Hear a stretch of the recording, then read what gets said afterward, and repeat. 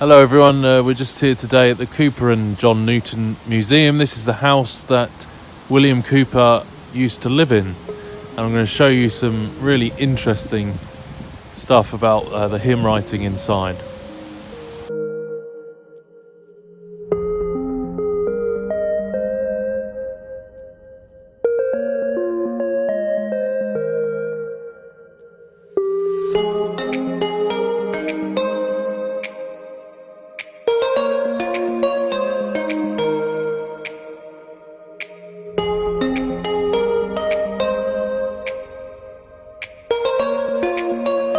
How all these people were crammed on to the boats, and the British slave, were part of one of the major players in the slave trade industry.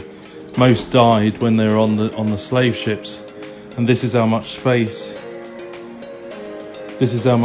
an adult male slave might occupy during the 2-month journey by ship between Africa and America. Awful violations of human rights, chained up. And this really seemed to etch on John Newton's conscience, and then of course afterwards he became part of the abolitionist movement with William Wilberforce. But you see the context of what the life he had come from before he became a believer.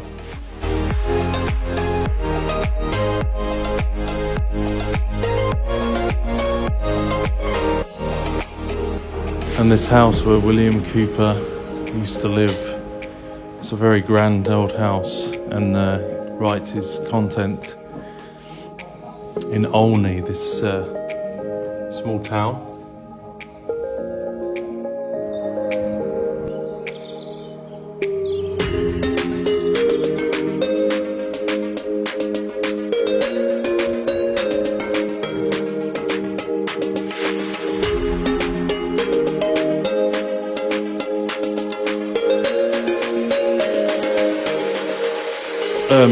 William Cooper, just the mental illness he suffered. Remember that John Newton and William Cooper knew each other, and he was a very famous poet and hymn writer. He wrote all his thoughts down. He was sent to an asylum for his mental health, where he found Romans 3:25, which confirmed for him, William Cooper, that Christ had atoned for our sins. In a moment, he says, I believed and received the gospel.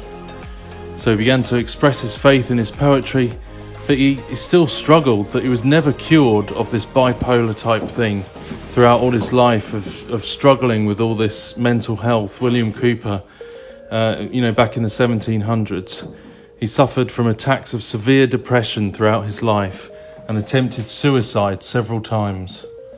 He came to believe that God had abandoned him, and he sought comfort in writing, gardening, religion and nature, but he was never cured. And these are the words that William Cooper wrote. Man disavows and deity disowns me. Hell might afford my miseries a shelter. Therefore hell keeps her ever hungry mouths all bolted against me.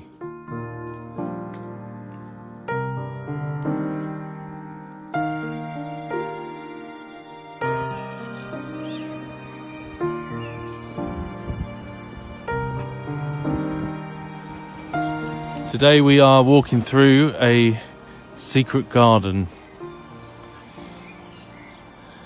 out the back of, which you can see just slightly through there. This is where John Newton used to come with his friend who lived here, William Cooper. He was a famous poet and hymn writer and Christian who suffered with a lot of mental health problems and depression and what we would call today bipolar. So he went through a lot, and he felt that God had abandoned him, and he struggled with his mental health. And so I think it's a good one to reflect on people's lives like this in the 1700s, just how much they struggled. He used to come to help with his mental health into the garden environment, and he used to come, have pet hares and different things like this, like the rabbits, the hares. But also in here, which is a very world famous little shed, very small little shed, very dinky thing here.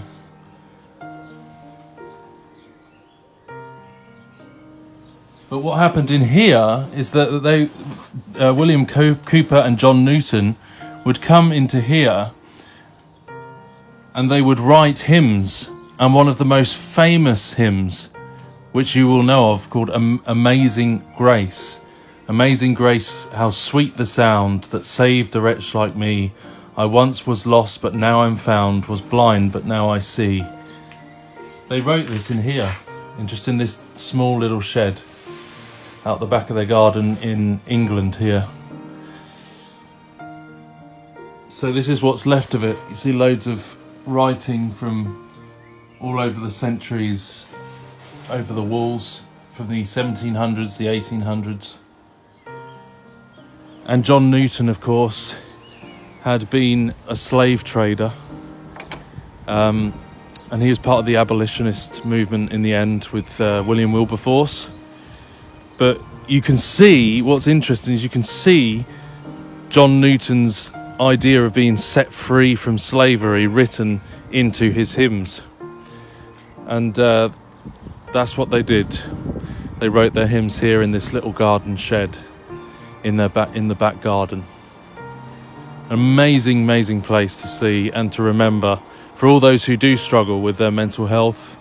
There are Christians in the Bible, there are people in the Bible, there are Christians in the last few centuries and across time who have also struggled in many ways with depression, with bipolar, with mental health complaints, who God has used in a huge way.